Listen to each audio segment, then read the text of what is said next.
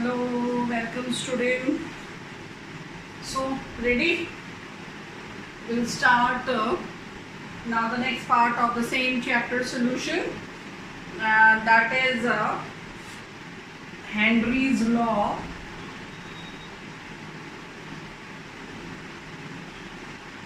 This is for a solution of a gas in a liquid.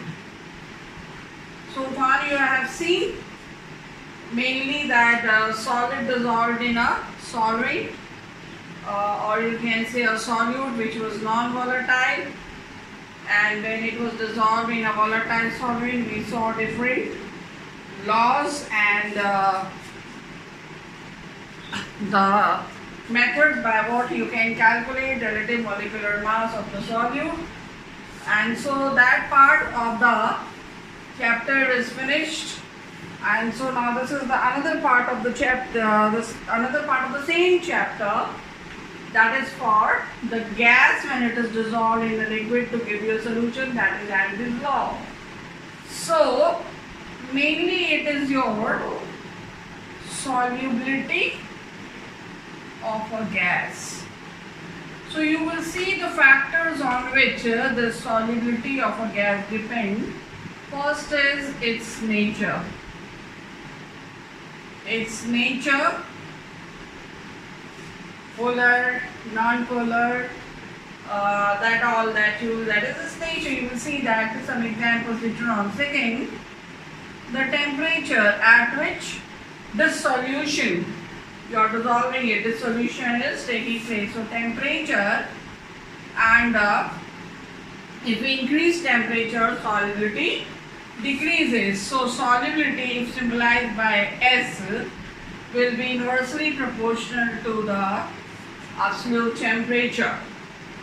And you know that's why that is boiled water tastes flat.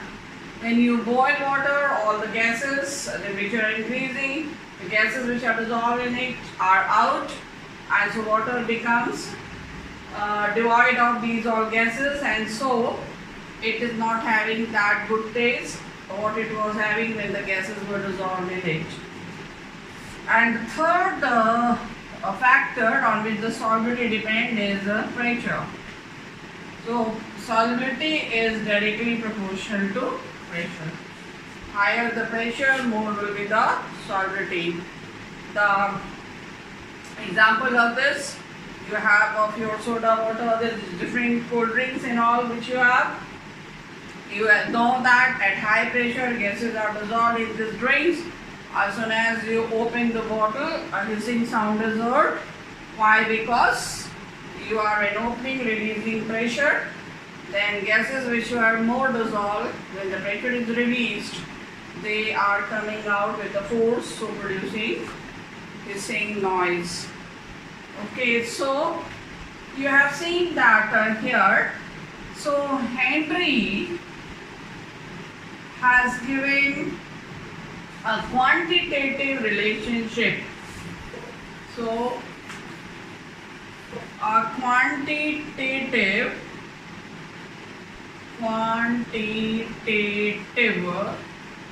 relationship is established by Henry between what? Pressure of the gas and its solubility. So this relationship we will see here, and so we'll go for the definition of Henry's law. So I'll give you the definition. Is the amount Henry's law states that statement will be there. So the Henry's law states that the amount of gas dissolved in a liquid that will be said to be solving to form its solution is proportional to the or directly proportional to its partial pressure, or you can say to partial to the partial pressure of the gas in solution at constant temperature, because you know temperature will change, solubility will change, so temperature has to be constant. So amount of the gas which is dissolved in a solvent so that you are obtaining a solution. This amount will depend how much is the partial pressure. Why partial pressure? Because there will be some pressure of the solvent also in the form of vapor. So it will depend upon the partial pressure of the gas in solution or of the gas on the surface of the liquid. That is, so learn these all things. And now here, amount, in some of the definition, this amount is what? The solubility. So you can also define Henry's law by using the term solubility in place of amount. So you can say the solubility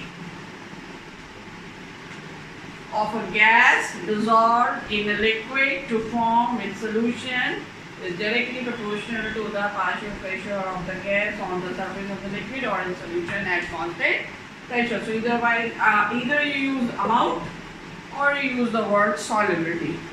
In place of amount or solubility, you can use the word concentration also. Concentration. The concentration of a gas dissolved in a liquid, same, everything is same. Partial pressure. So three terms I have used: amount, solubility, concentration. In this concentration, it could be your what? Molarity, but generally it is taken to be mole fraction. Mole fraction. So you can also define it by taking the term mole fraction of a gas. The mole fraction of a gas dissolved in a liquid, rest everything will be the same. So four ways to define: the amount of the gas, the solubility of the gas, the concentration of the gas, or the mole fraction of the gas. Here also you can little modify it, constant temperature, everything, partial pressure of the gas above the liquid or solution, that will be there when the gas and the liquid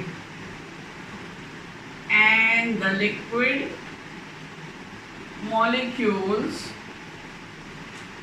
are at equilibrium.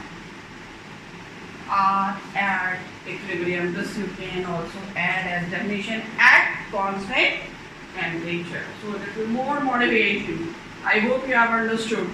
Everything will be the same, only you will add in the end when the gas and the liquid molecules are at equilibrium at the constant temperature. So these are various ways to define Henry's law, to express the quantitative relationship between solubility and the pressure of a gas when it dissolves in a solvent to give its solution. So according to Henry's law, what we have? Mole fraction of the gas. What is this? Mole fraction of a gas is directly proportional to the partial pressure. What is this? partial pressure of what? Of a gas. This is Henry's law. Okay, when temperature is constant. This is a symbolic presentation of Henry's law. So you will replace it by a constant. That constant P, partial pressure of the gas. Sometimes it is just simply written P of the gas when gas is in the form of vapor. Okay, so that is also there. So you will read it as partial pressure of the gas. This constant is symbolized as K at the base capital H, and this is called what? Henry's law constant. So what is KH? KH is Henry's law constant, or it is a function of the nature of the gas, or it is proportionality constant or function, also called partition coefficient. Partition coefficient. So KH is given these many names, or you can say these all names are on the basis of its function. So this is we have as Henry's law. So what is clear from the Henry's law? If we make KH the subject, we will have X gas on partial pressure of the gas. So what it is?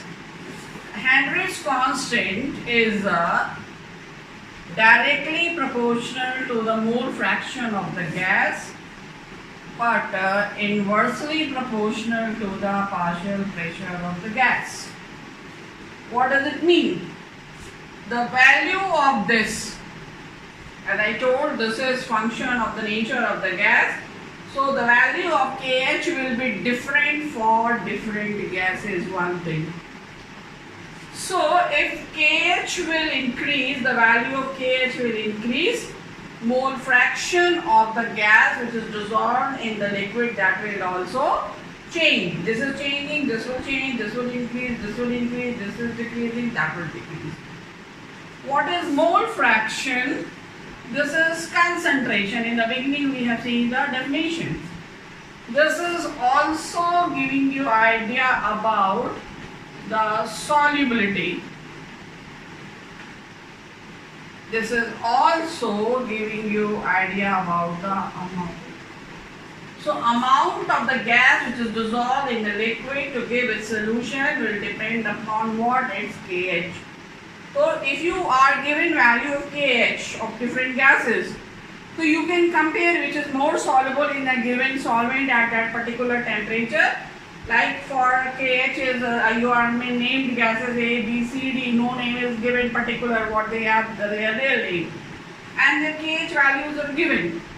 So suppose this A is having highest KH value in water at constant temperature.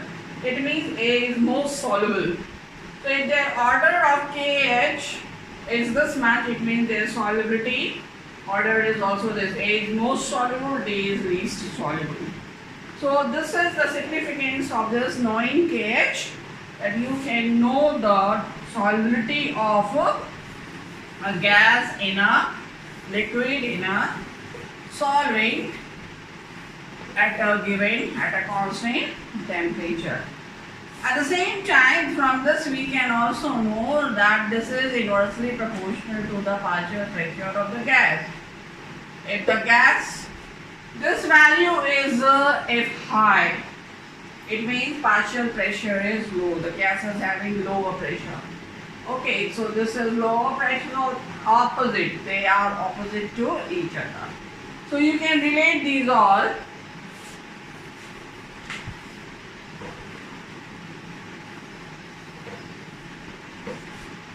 Now, applicability. Applicability or limitation. Limitation of Henry's law. What is first? It is applicable to the real gases.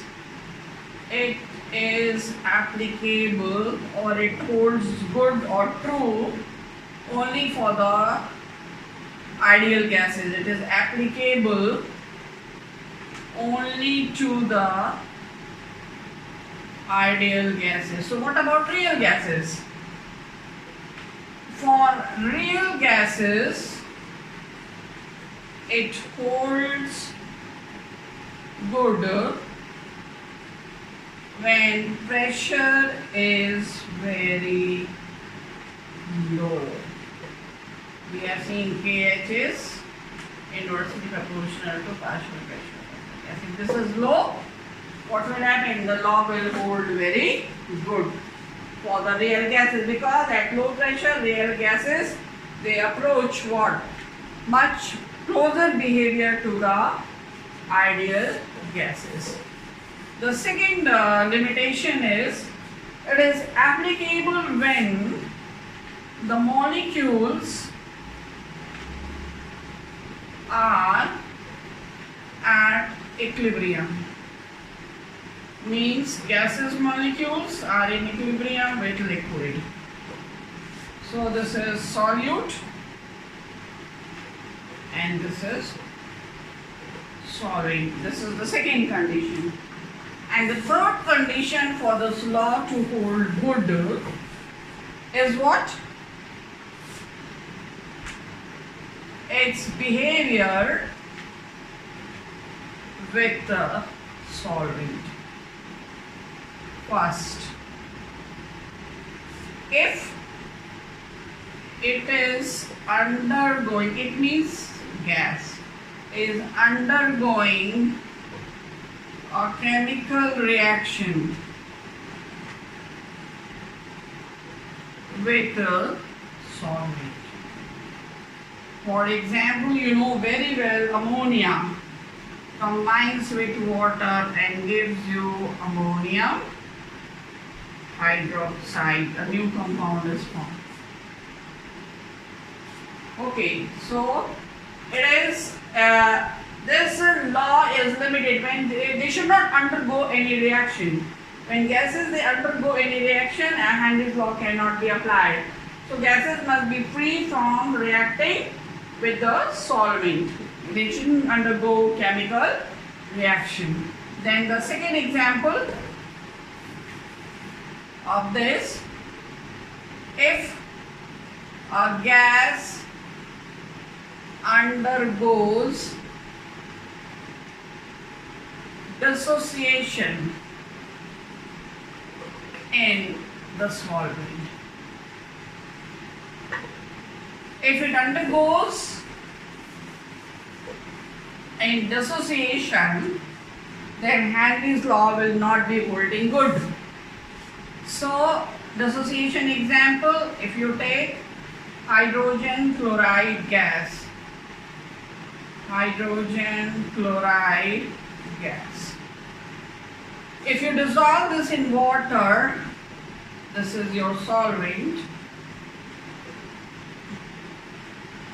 you will have hydronium ion, 1H ion from here will be combining to give hydronium ion and chloride ion. It has undergone dissociation.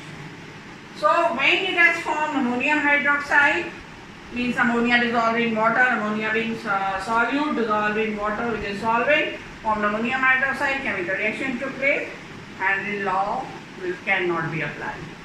When this gas, which is a solute, dissolve in a solvent like water and is getting dissociated to give design, then also Henry's law cannot be applied. It will be a failure.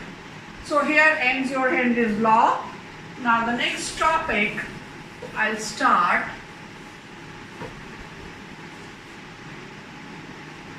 The solution which is formed by two liquids.